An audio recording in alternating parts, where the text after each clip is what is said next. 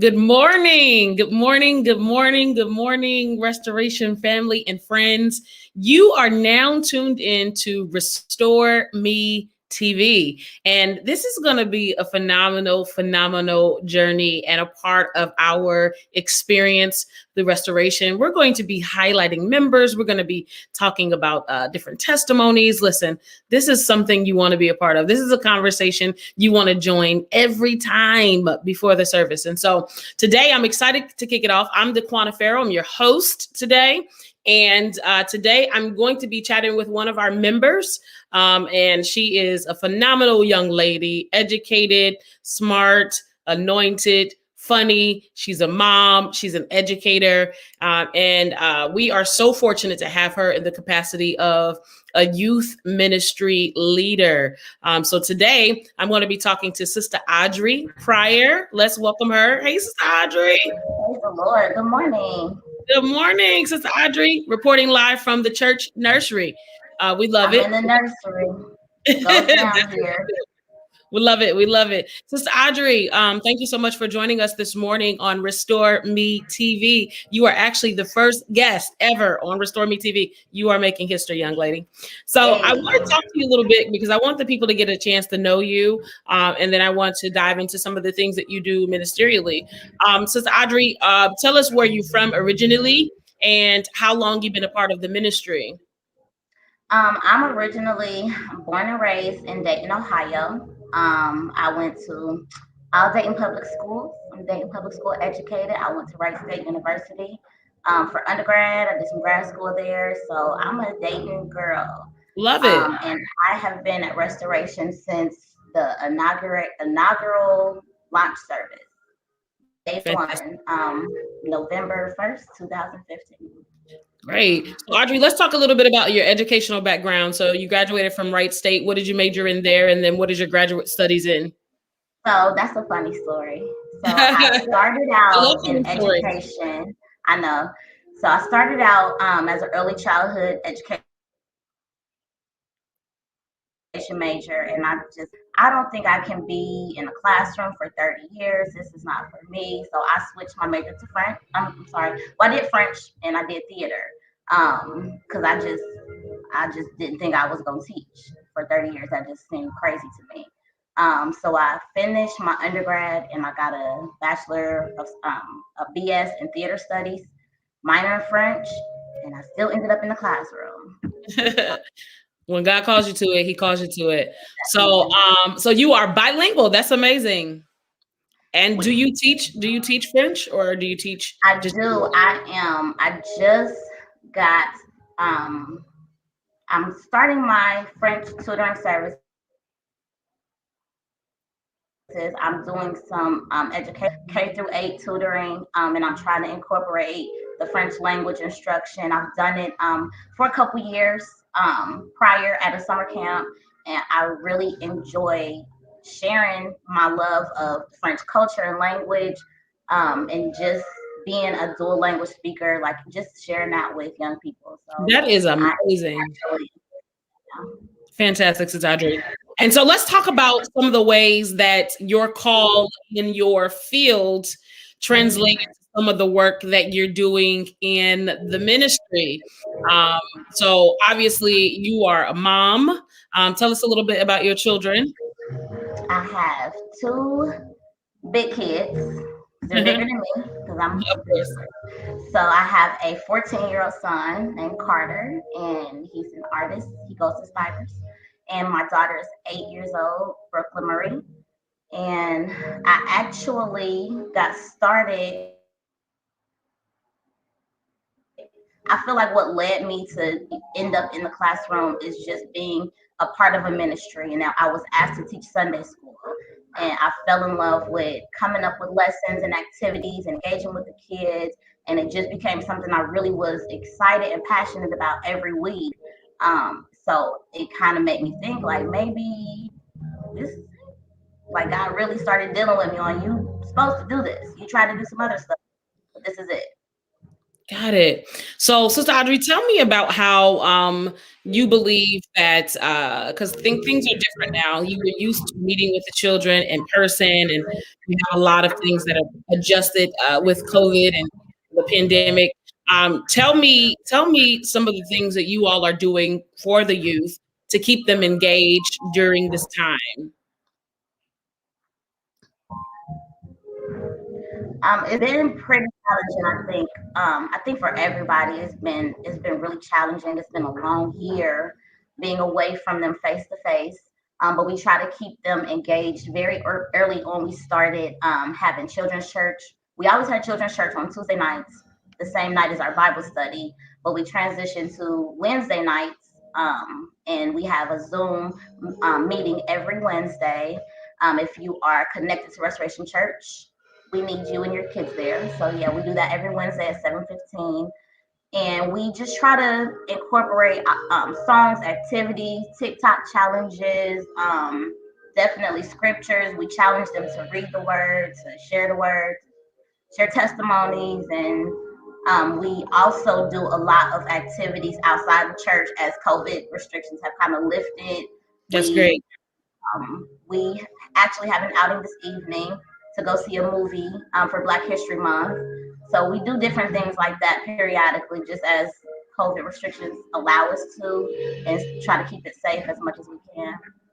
That's fantastic. I appreciate all that you, Sister Lania, Sister Christine, who's the new vice president, you all are doing for the children because it's so critically important. And I do love that you all are infusing a lot of the things that they love culturally, like TikTok and those kinds of things. And I've seen some of their TikTok challenges, and I think they're amazing. Sister Audrey, uh, Good morning. what is it? What is it that parents can do on their end to make sure that their children are continuously engaged in some of the activities that we're doing at the church? What can parents do at home to help you all? That's a really, really good question. It's really important just to make sure that your kids, that the parents and the child or children know that we want them there. We want them to stay engaged because their salvation is just as important as ours. Their relationship with Christ and learning about Christ is just as important as any adult. So just making sure that they're connected, that they are making sure their kids can log in, staying, registering for events when we have events, if we have challenges, participating in the challenges, and just listening to your kids. Ask some questions about what did you guys talk about? What scripture did you learn? And just as much as they can, try to stay engaged with their child. That's so great. Thank you so much for that feedback. Sister Audrey, it is Black History Month. Have you all infused a little of that into your curriculum and activities for this month? In addition to you're taking them to a movie to highlight Black History Month. Anything else? I'm sorry, you were lagging, so if you asked me some questions, I didn't catch them. I'm sorry. That's okay. I said, have you all infused any more, anything regarding Black history into your curriculum or activities? I do appreciate the fact that you all are taking them to the movies and highlighting Black history. Anything else along those lines? Definitely. So it was definitely a lot easier when we were in person, but recently, Sister Linnea, she holds it down. Shout out to Sister Linnea, Sister Christine, president and vice president. But they came up with the idea to do a Black Like Me TikTok challenge where the children, we asked them to talk about and highlight a Black history figure, whether they're living or not, whether it's someone famous or not, and just dress up as them, tell us about them, tell us about somebody in your family or even themselves, um, reading poems, recording poems, poetry, dance, anything they wanted to share, just to show us how beautiful their Black is. That's wonderful. Well, Sister Audrey, you also work with the youth in another capacity in the dance ministry. Tell me a little bit about that. And if parents are That, interested in having their kids be a part of that ministry, tell me how they that can is do that. that's my favorite. I'm sorry, I didn't mean to cut you off. You're good. I love your excitement. You're good. You're good. That's my favorite do. So we dance ministry, and we start out. I like to start them kind of age 5 or 6. Um, Hopefully, we can go a little bit younger, so to try to incorporate some younger kids, maybe with flags. But they do it all. We have boys and girls. We have boys that flip, and mine we have girls that dance. They get to they suggest songs to me, and I really listen to the songs that they choose, and we use them. I let them come up with choreography. Sometimes I help them choreograph, and we just minister. Especially now, it's been really hard not being able to see them and work with them, but I've definitely been in contact with them. Like, we gonna get back to it. Fantastic. Well, Sister Audrey, I thank you so much for taking the time to chat with me this morning. Again, you are the first guest on RestoreMeTv. Thank you for this interview. Thank you for all your input and information regarding our youth ministry. Thank you. For all your Thank you for everything you do for our youth. We appreciate it. We love you. God bless you. Thank you. Bye.